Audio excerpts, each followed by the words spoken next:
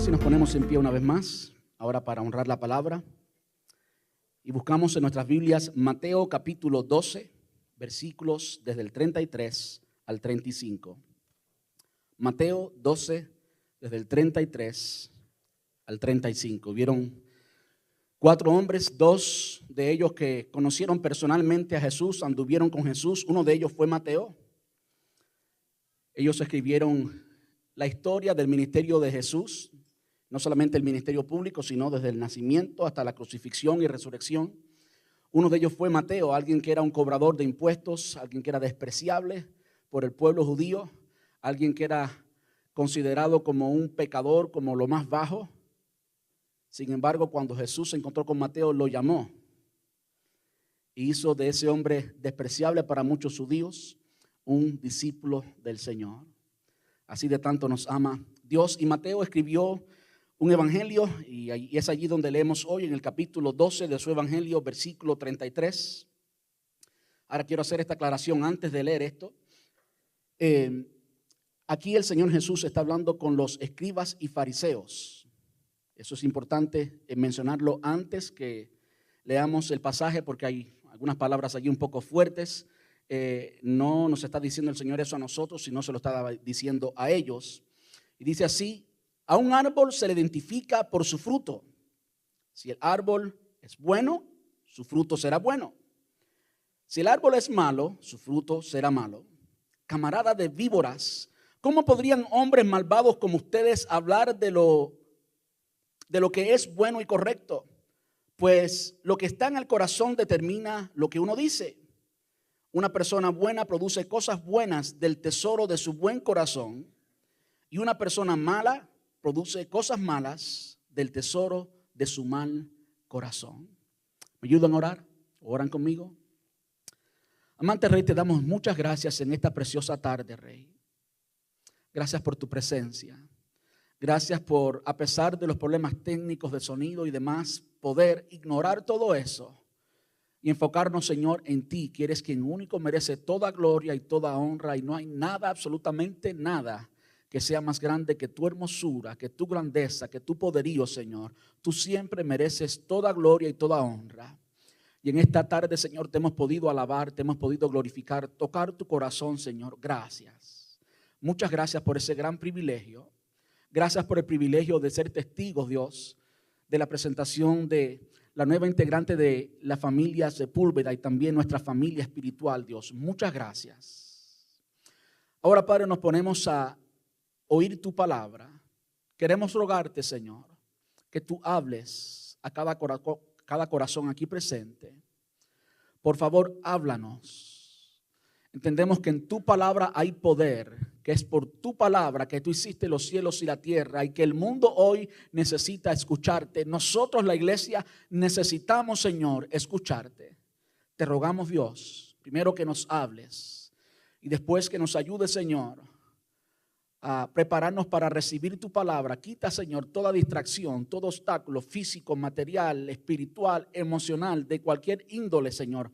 Quítalos para que tu palabra caiga en buen terreno, para que tu palabra allí germine y produzca, Señor, mucho fruto, mucha vida, mucha acción, mucho testimonio para tu gloria y para tu honra.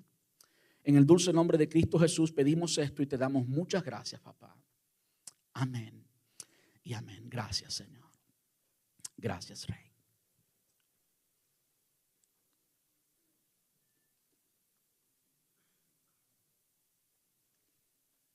Desde la semana pasada hemos comenzado una nueva serie de enseñanza, Gigantes del Corazón. Hoy es el segundo sermón de esta serie, nos quedan solamente 2 más. Va a ser una serie muy pequeña, pero también muy importante. El proverbista estaba 100% totalmente, como toda la palabra, por supuesto, estaba en lo correcto cuando dijo: sobre toda cosa guardada, guarda tu corazón, porque de él mana la vida, de él depende la vida. Sobre todas las cosas que puedan importarnos hoy, antes de importarnos o que nos importe cualquiera de esas cosas, tenemos primero que mirar al interior y mirar al centro de nuestra voluntad, de nuestras emociones, de la conciencia, para entonces examinar nuestro corazón y asegurarnos que el corazón está bien.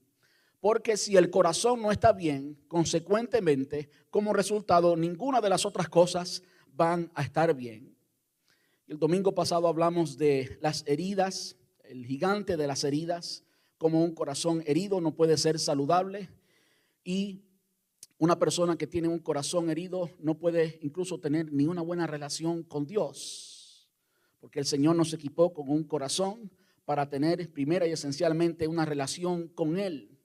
Aprendimos y vimos que el corazón, al menos cuando lo vemos en la palabra, cuando lo vemos en la Biblia, no se refiere directamente al músculo, al órgano humano que se encarga de pompear la sangre por todo nuestro cuerpo, sino que se refiere a 4 cosas específicas que vimos claramente la semana pasada. Creo que está en sus pantallas con pasajes bíblicos y todo, así que pueden tomar nota.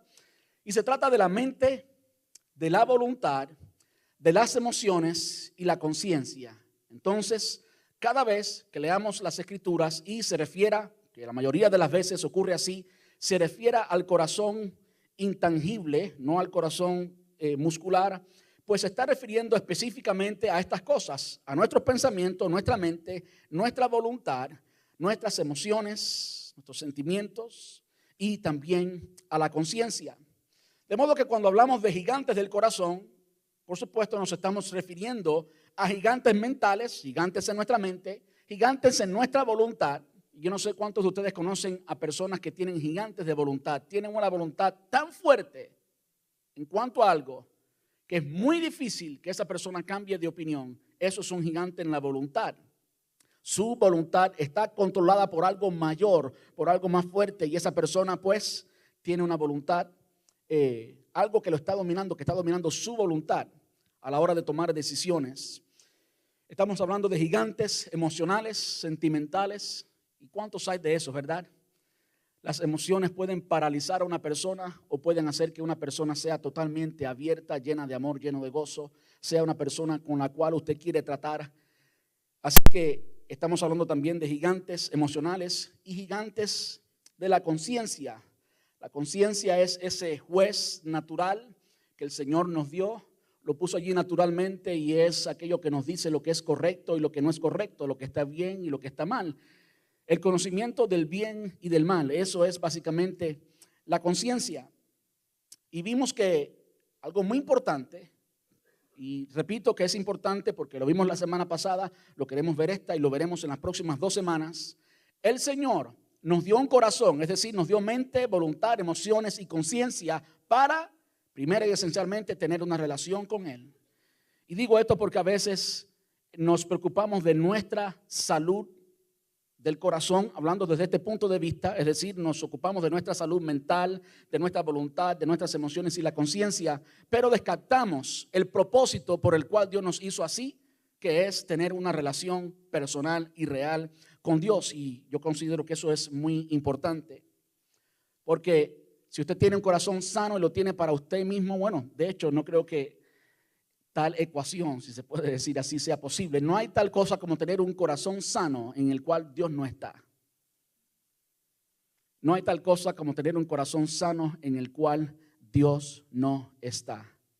Cuando Dios no está, casi siempre hay una desviación hacia una de estas áreas que no anda bien, y aunque la persona pueda ser quizás de pensamientos muy claros, quizás la persona sea de emociones encontradas, o la persona tenga una mala conciencia porque pues ha hecho cosas malas y tiene el sentido de culpabilidad que todo hombre tiene una mala conciencia.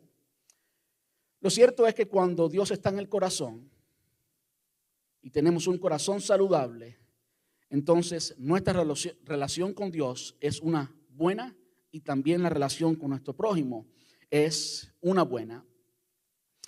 Y por último vimos la semana pasada, y con esto dejo de hablar del sermón pasado, vimos cómo vencemos a los gigantes en nuestro corazón. Vamos a verlo hoy en el sermón de hoy, y es con una entrega, una rendición constante, y esto es en oración, es creyendo de corazón y creyendo, por supuesto, lo que dice la Biblia, creyendo la verdad divina.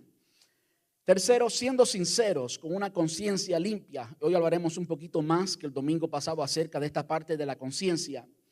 Y por último, pidiéndole al Señor que nos dé un corazón nuevo y tomando esa promesa para nosotros, esa promesa que Dios le dio al pueblo de Israel.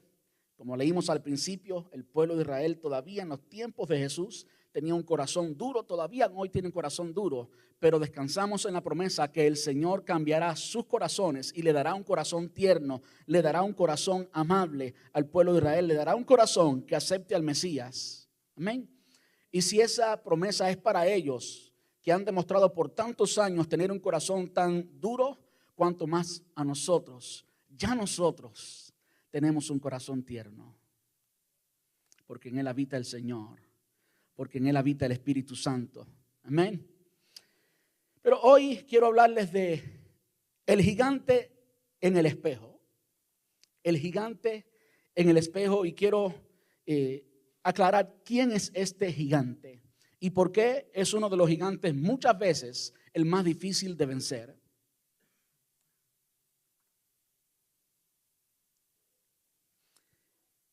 El gigante en el espejo eres por supuesto tú mismo. Y cuando hablo del gigante en el espejo y hablo de ti mismo como gigante, quiero hablar de aquellas cosas que en tu carácter, escúcheme bien, en tu carácter impiden que tú seas una persona abierta, impiden tu crecimiento personal, impiden que tú funciones como un buen creyente, como un buen esposo, como un buen ciudadano.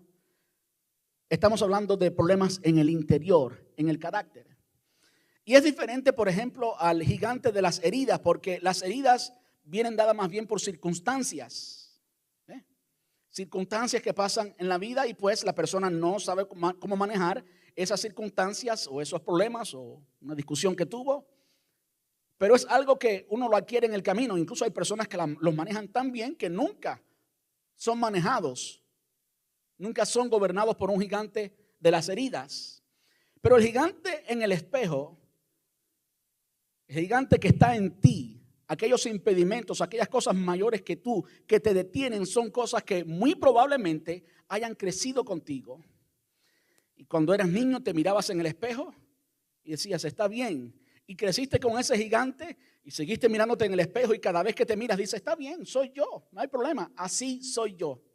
¿Cuántos hemos dicho eso? Así soy yo. Y lo que ha pasado es que ese gigante ha crecido con nosotros y muchas veces no lo identificamos porque todo el tiempo ha estado allí, nos hemos acostumbrado a que esté allí. Hablo de ti mismo, de tu genética y de la formación. Me importa mucho la palabra formación de tu carácter. Yo sé que quizás cuando usted escuchó la palabra genética, usted quizás se pregunte, bueno, ¿qué tiene que ver eso? Y es cierto, la genética no tiene mucho que ver. No es demostrado que la genética afecta necesariamente lo que entendemos que es el corazón, la voluntad, los sentimientos, las emociones, la conciencia. La genética afecta otras cosas como el tamaño.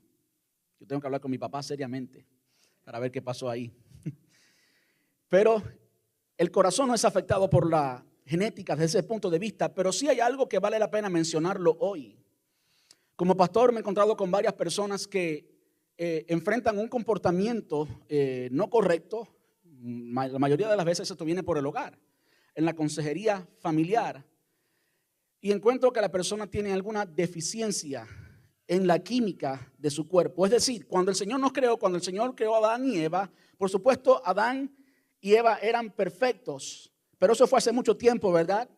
Y desde al transcurrir todo ese tiempo y en el presente, especialmente con la mala alimentación, los nutrientes que tenemos, la química de nuestro cuerpo queda afectada y muchas veces hay un mal comportamiento que es producto de una enfermedad. Es producto de una enfermedad y debe solucionarse como tal, debe solucionarse físicamente, es decir, con medicamento. Muchas veces yo me he encontrado con personas y en conferencias de pastores y demás he aprendido eso, que hoy en día es muy importante tener algún especialista en salud mental en la iglesia, porque muchos problemas no son ni siquiera espirituales, son puramente físicos, son puramente materiales, son químicos, y el Señor ha dado la capacidad a muchas personas, doctores, para aplicar la medicina y simplemente pues manejar eso.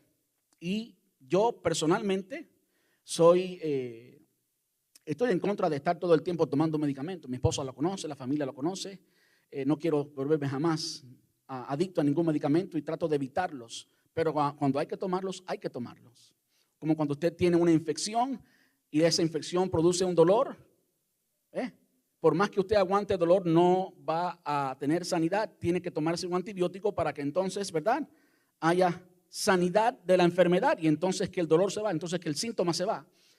Todo esto para decir que sí hay parte del comportamiento de una persona, y hablo de comportamiento porque el comportamiento está puramente ligado a la voluntad y la conciencia. La voluntad y la conciencia están puramente ligados al comportamiento. Una persona se porta mal, consecuentemente su conciencia va a estar afectada por eso siempre. Aquella vez que ofendí a mi esposo o mi esposa, aquella vez que le grité a mi hijo, la conciencia es afectada y la voluntad también es afectada. Cuando esa persona cae en un vicio, en un hábito de un comportamiento malo, bueno, pues la voluntad de la persona es afectada. La persona normalmente continúa portándose así. La persona dice, así soy yo, ¿verdad? De modo que la voluntad y la conciencia son afectadas y hemos visto que voluntad y conciencia son parte del corazón. Pero eso es todo lo que tenía que decir de genética. Hay otra parte del gigante que vemos en el espejo.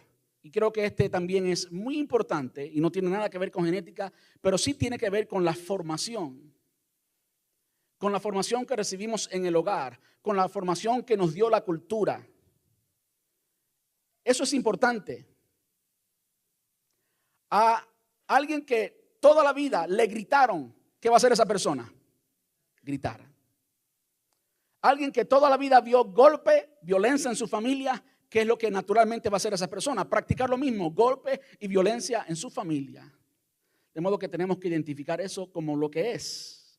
¿Se da cuenta? Si a alguien se le dijo toda la vida, toda la niñez, tú eres un bruto, tú eres un ignorante, tú no sirves para nada, esa persona va a crecer creyendo que es un bruto, que es un ignorante, que no sirvió para nada, y el producto es un producto de algo que hemos formado, que los padres han formado, que la sociedad, porque no solamente los padres han formado a alguna persona, y se forma un gigante que apresa al individuo, que apresa a la persona y lo tiene allí, no lo deja tener buenas relaciones conyugales, se divorcia y se divorcia y se divorcia y no encuentra nunca a un hombre, un cónyuge correcto, y nos preguntamos, ¿dónde está el problema? Bueno, el problema es que esa persona fue formada así y tiene baja autoestima, por lo tanto que le dijeron, de modo que la formación de una persona puede alimentar, puede criar un gigante que va a impedir que esa persona sea feliz, que esa persona cumpla con el propósito divino